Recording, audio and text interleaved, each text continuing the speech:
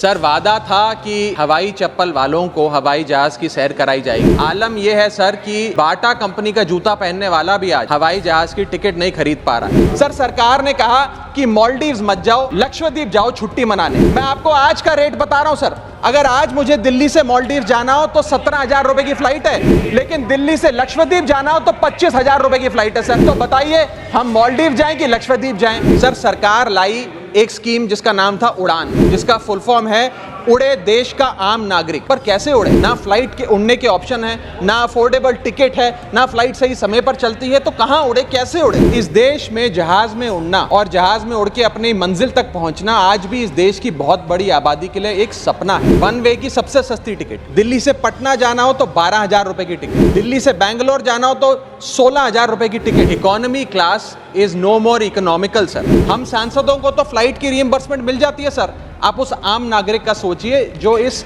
Sky rocketing air prices से जूझ रहा है। सर आज एयरपोर्ट्स पर खाना इतना महंगा है, एक साधारण सी पानी की बोतल जो 20 रुपए की बाजार में मिलती है वो एयरपोर्ट के भीतर जाकर फूड आउटलेट पे 100 रुपए की मिलती है। आज यात्री जो इंतजार कर रहे हैं अपनी फ्लाइट का, वो पानी पीकर पेट भर रहा है कि कहीं 250 रुपए की चाय और 350 रुपए का समोसा ना खरीदना पड़ जाए।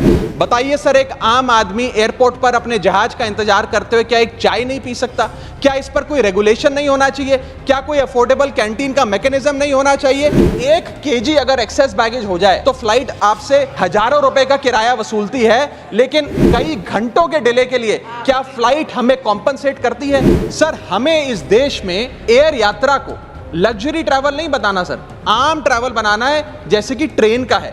अगर ट्रैवल की रफ्तार बढ़ेगी तभी इस देश की रफ्तार बढ़ेगी। और एक और दिलचस्प चीज है, एक ही सेक्टर की एक ही दिन की सेम एयरलाइन जो अलग अलग समय पर उड़ती है उसके भी रेट अलग है।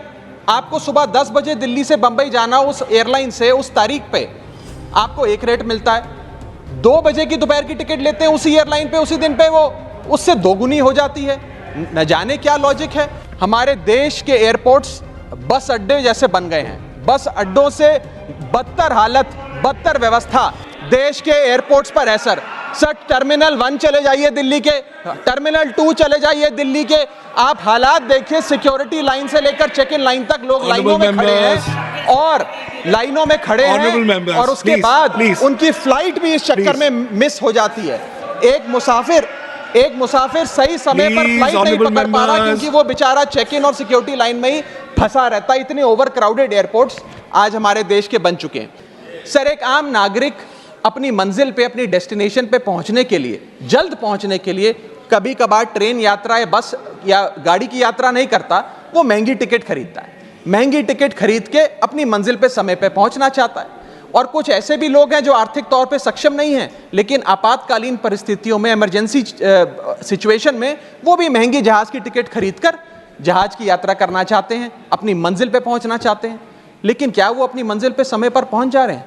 निर्धारित समय से 3 से 4 घंटे लेट आज जहाज चलते हैं। और खास तौर पे छोटे शहरों के जो एयरपोर्ट्स हैं वहां पर तो मैक्सिमम डिलेज देखे गए हैं सर। 1 केजी अगर एक्सेस बैगेज हो जाए तो फ्लाइट आपसे हजारों रुपए का किराया वसूलती है, लेकिन कई घंटों के डिले के लिए क्या फ्लाइट हमें कॉम्पनसेट करती है? मैं आज माननीय मंत्री जी को कहना चाहूंगा कि कुछ ऐसा मैकेनिज्म बनाए कि हर घंटे के फ्लाइट के डिले के लिए एयरलाइन आम यात्री को कॉम्पनसेट करे, उसकी जेब में पैसा डाले। सर सरकार लाई एक स्कीम जिसका नाम था उड़ान, जिसका फुल फॉर्म है उड़े देश का आम नागरिक।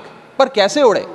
ना फ्लाइट के उड़ने के ऑप्शन है, ना अफोर्डेबल टिकट है, ना फ्लाइट सही समय पर चलती है, तो कहां उड़े, कैसे उड़े? कि जैसे ये स्कीम लागू हुई 2 एयरलाइन बंद हो गई, जेट एयरवेज और गो एयर, और तीसरी स्पाइस जेट बंद होने की कगार पे खड़ी है। तो अब लोग ये भी कहने लग गए हैं कि शायद उड़ान स्कीम एक बहुत बड़ा अपशगुन थी। और इसी के चलते आज हमारा देश का आम नागरिक प्लेन से वापस ट्रेन पे जा रहा है। बैगेज चार्जेस और बैगेज डिलेज, सर अगर आपका 1 केजी बैगेज ओवरवेट हो जाए तो हजारों रुपए एयरलाइन आपसे एक्सेस बैगेज के चार्जेस वसूल लेती है। यहां तक कि कुछ लोग अब अपना सामान एयरपोर्ट पर फेंक के चले जाते हैं बिकॉज उनके सामान में पड़ी वस्तुएं इतनी महंगी नहीं है जितना बैगेज चार्जेस एयरलाइन ले लेती हैं। और बैगेज के डिलेज देखिए सर, लंबा आपको इंतजार बैगेज बेल्ट पे करना पड़ता है कि कब हमारा बैग आएगा। जब स्क्रीन पर देखते हैं तो स्क्रीन पर लिखा आता है बैगेज ऑन बेल्ट, लेकिन बैगेज ऑन बेल्ट नहीं होता, सिर्फ 2-3 बिजनेस क्लास पैसेंजर्स का बैग आता है और न जाने कितने मिनट एक आम नागरिक को इंतजार करना पड़ता है इस एक्सेस डिले के लिए, या इसको एक स्टैंडर्डाइज करने के लिए कोई प्रोसीजर सरकार को बनाना चाहिए। एयरपोर्ट्स पर पार्किंग का ठेका किसी एक कंपनी को दे देते हैं और वो मनचाहे दाम वसूलती है। खास तौर पे छोटे एयरपोर्ट्स पे 200-250 रुपए प्रति घंटे की कार पार्किंग चार्जेस देनी पड़ते हैं। आज आप दिल्ली के एयरपोर्ट चले जाइए, 220 रुपए प्रति घंटा गाड़ी का चार्ज लगता है, और अगर आपने कोई कैब टैक्सी बुक कर ली तो उसका भी मोटा बिल आता है, क्योंकि वो टैक्सी वाला भी expensive car parking charges, airport charges अपने बिल में जोड़कर आपको देता है। सर, ये था दर्द फ्लाइट में चढ़ने से लेकर फ्लाइट में उतरने का। मैं अंत में चार पंक्तियां सुनाकर अपनी वाणी को विराम दूंगा, और आज इस देश के आम नागरिक, आम यात्री का दर्द इन पंक्तियों में आप तक पहुंचाने की कोशिश करूंगा। कहीं है लंबी लाइनें, कहीं चेक इन से पहले काउंटर बंद, कहीं स्लो चल रहा है सर्वर, कहीं इंटरनेट है मंद।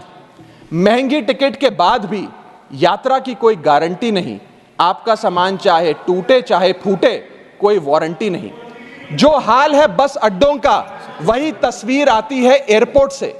चाय हो या समोसा नहीं मिल रहा 500 रुपए के नोट से। रोज फ्लाइटें रद्द हो रही हैं धमकी बम विस्फोट से। आखिरी में सर, कब तक आम आदमी मरता रहेगा एयरपोर्ट की छत गिरने की चोट से?